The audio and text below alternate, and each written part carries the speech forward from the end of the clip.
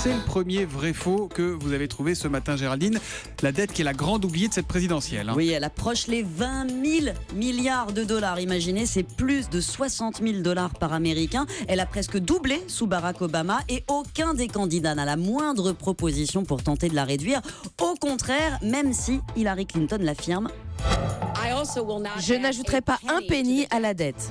Oula, c'est audacieux. Elle n'ajoutera pas un penny à la dette, c'est vrai ou c'est faux? C'est évidemment faux. Il est même incroyable qu'elle ose le prétendre. Des dizaines d'économistes se sont penchés sur ces plans et ils sont formels. Impossible que les hausses d'impôts qu'elle prévoit pour les plus aisés compensent toutes les dépenses promises. La gratuité des universités techniques, les infrastructures. 200 milliards au moins s'ajouteraient à la dette ces 10 prochaines années. C'est énorme, mais moins tout de même que le programme de Trump de dépenses et de baisse d'impôts. Son plan plomberait la dette, accrochez-vous Thomas, 26 fois plus que celui d'Hillary Clinton de 5 300 milliards. Cette nuit, il a répondu, ça veut rien dire puisque avec moi, nous aurons 4, 5, 6% de croissance, ça va compenser. On demande à voir. Bon, en tout cas, le mur que Trump veut construire à la frontière avec le Mexique ne devrait pas peser sur la dette, puisqu'il promet de faire payer ce mur par le Mexique, Géraldine. Eh bien oui, il est revenu sur sa proposition phare, dont on exagère beaucoup le côté scandaleux selon lui. Hillary Clinton voulait le mur.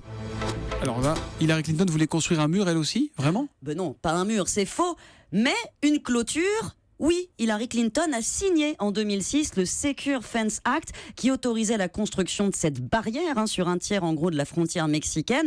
Un projet très contesté à l'époque, qui l'est toujours, mais qu'elle a soutenu. Une façon d'ailleurs de rappeler qu'elle n'est pas en réalité des plus progressistes sur l'immigration. Quand son époux Bill Clinton était président, 12 millions de clandestins ont quitté les États-Unis. Il avait boosté les aides au retour.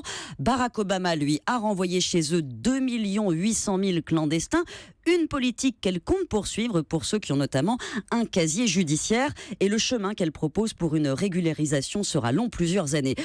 Trump, lui, a sensiblement modéré son discours, même s'il est évidemment infiniment plus musclé. Les expulsions proprement dites de clandestins avec lui concerneraient d'abord les criminels. Il n'a pas expliqué comment il comptait faire partir les autres personnes en situation irrégulière. Sur l'immigration, en tout cas, quand Trump reproche à Hillary Clinton de faire venir des dizaines de milliers de réfugiés syriens, on voit qu'il veut quand même créer des amalgames et jouer sur les peurs. Totalement.